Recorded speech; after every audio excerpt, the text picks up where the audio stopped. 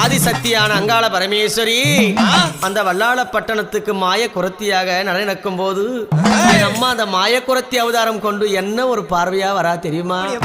அவ குரத்தியா ரூபம் கொண்டு எப்படி வரா தெரியுமா?